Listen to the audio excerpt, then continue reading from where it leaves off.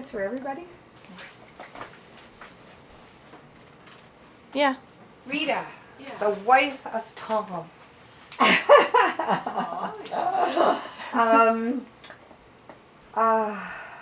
I asked Tom to step outside himself and lose his ego and describe himself.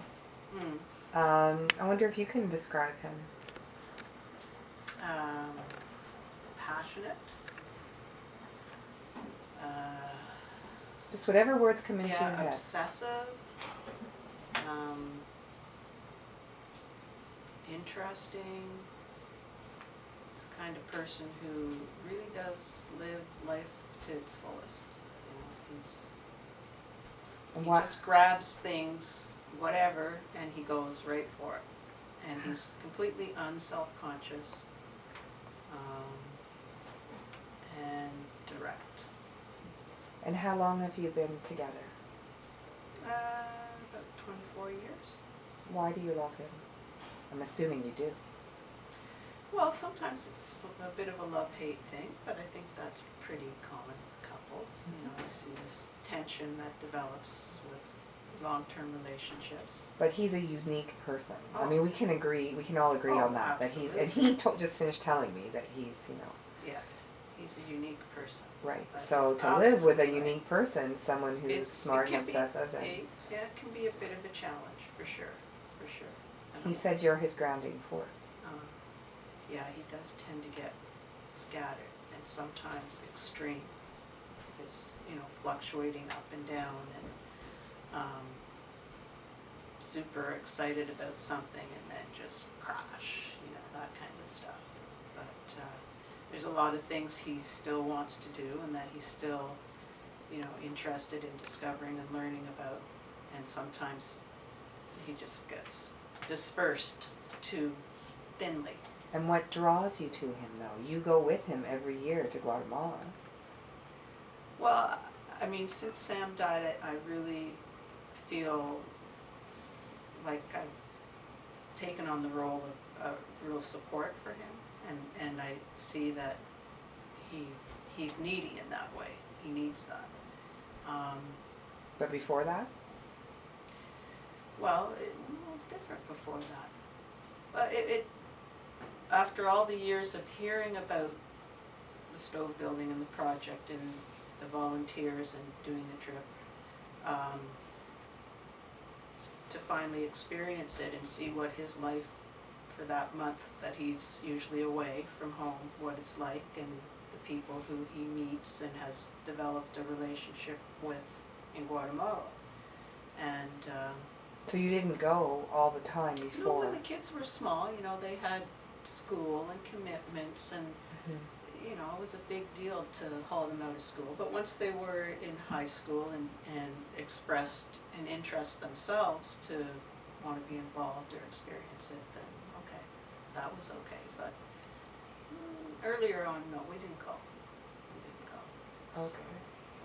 But it was really interesting the first year, and meeting, like all these different people, like Leonora at Casa Argentina and Doña Argentina, and then, at the breakfast place, Betsy and Dulce and her mother, and then Margalie at the Blue. Like, it was like old home week when he was there, and it was like everybody knew him. Okay, and it was something you didn't know that... No. Yeah, he had this little life there. Absolutely, yeah, and he had developed these relationships with these people who obviously meant a lot to him, and they had a lot of respect for him. And did that change in any way how you saw him, or Well, it or was what you really thought? nice to see that, because it's different here. I mean, just the I don't know. I mean, life is so different in Canada, and when you're in Guatemala, sometimes it doesn't take very much to make a huge difference. And I mean, he has made a huge difference, and the people who he's connected with there see that and realize that and respect him for that. And not everybody here knows that or sees it in the same way. And how does it make you feel, though, that the person you love has this effect on other people and has made such a difference? he struggled for years to find something, and he found it, and it was a relief for me, but it was also, I was happy for him that there was something he could direct his energies towards, and something that he, completely related to, and was his baby, and he felt good about it, and Is it your baby? no. But you go there and you work hard and you speak Spanish and... Yeah, but it's not the same for me. He has this passion, he has this connection, and it's not the same kind of connection for me. I feel some connection, but he has a real affinity for the people there, and for, just plowing ahead and keeping going, and, just sort of seeing what things can be followed through with it, and can actually come to fruition, and, all that kind of stuff. When you see a woman getting a stove, and you see her, how Mark told us the story, or David told the story about Mark, what does that make you feel?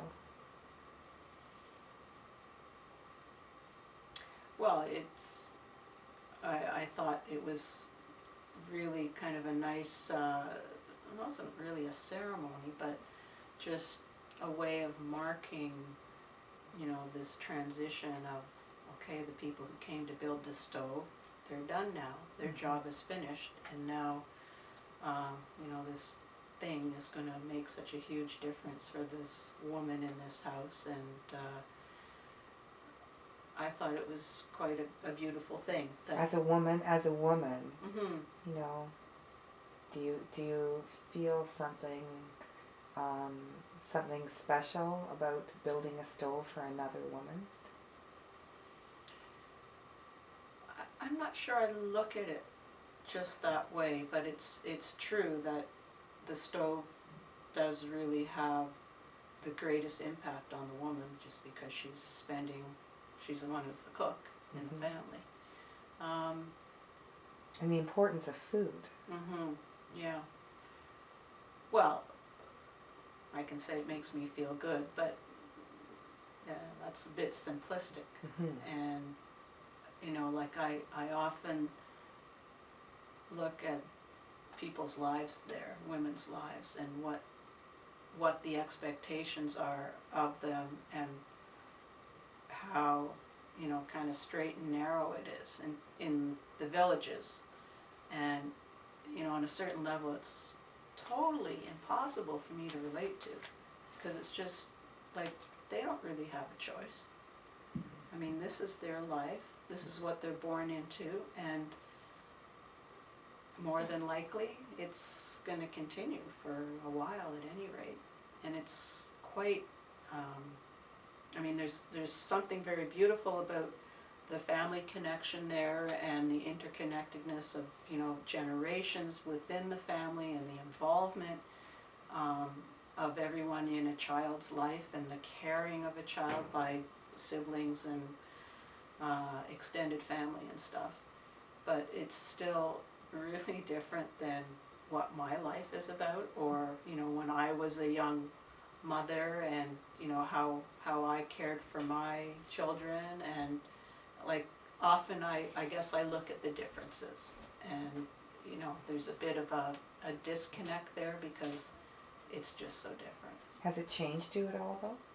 Has what you've seen there and experienced there, has it I think done? so. Yeah. I think so. Just in terms of having a sense of how most of the rest of the world lives, and how difficult people's lives can be, and when you're hearing different news stories or whatever, and you hear about floods, or crop failure, or some kind of physical destruction in a country, and you've been there and you see already how they live, Mm-hmm. and then they have something else thrown into the mix, some other, devastating event. Mm-hmm. You really understand what's happening there. You understand the severity of that thing, and how it is going to affect someone's life day to day. Can you recall a time when you've been there that's made you cry? Oh yeah. Well, I mean, the first year we went to Panamakeem, and they had made this little shrine for Sam, and they had the candles and the flowers all over. And they didn't know Sam, who is this kid? They didn't know him, and it was very moving for Tom and I, for both of us. And I think since that year, we kind of feel this special connection to this physical place, and Mm-hmm. we know that he would have just thought it was absolutely beautiful there. So, I didn't see you crying. I didn't see you crying there, but I was looking for it. But the two of you look so happy. Yeah, well, I think this was the third year now that we've gone there, and it's not that we still don't feel sad, Of course. but I think we've seen the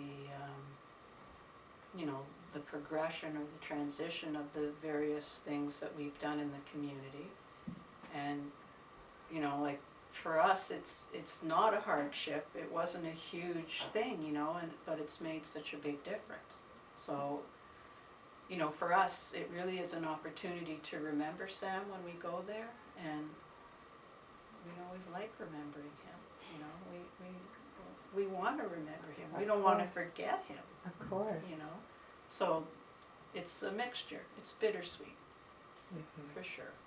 But it's wonderful that there's a physical place more than just a stone on the ground. Oh, absolutely. That, and for most people, they never get that. And so you've given Sam's memory something amazing. Yeah. Right? Well, So it's touched other people's lives. Yeah. Yeah. Yeah, well, it's bigger than him. Yeah. Yeah. Yeah, and which is something that will continue on, and like I said, it's different and better than just having a stone marker on the ground, right?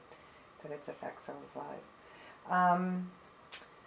Do you think that you're going to continue going to the Guatemala? Do you see yourself doing this in 10 years from now? Well, I'm not even sure I see myself doing it in 1 year from now. Like, I feel like maybe I need a bit of a break.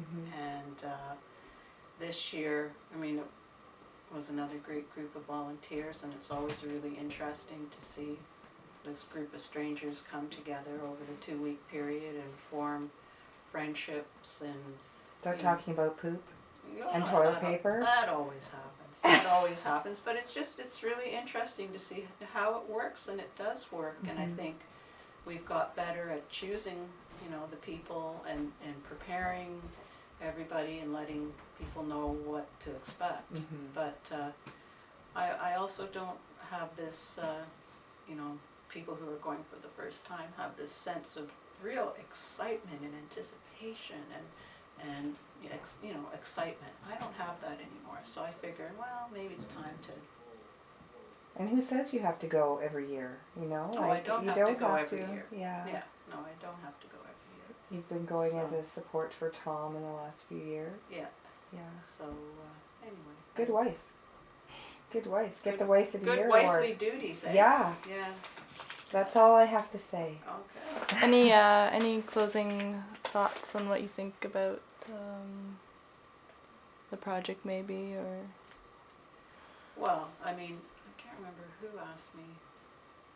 I don't know, someone was asking a question a while ago about, what are your hopes for the project? And to me, it's just hoping that it continues, because Tom has kind of been the passion behind it, but, you can only maintain that level of passion for so long before you kind of feel burnt out. So, I mean, the hope is that it does continue, and that, you know, the 10 or 13 years that have gone before are, you know, are built upon, and that things keep on going. Yeah. Okay, good. Thank you.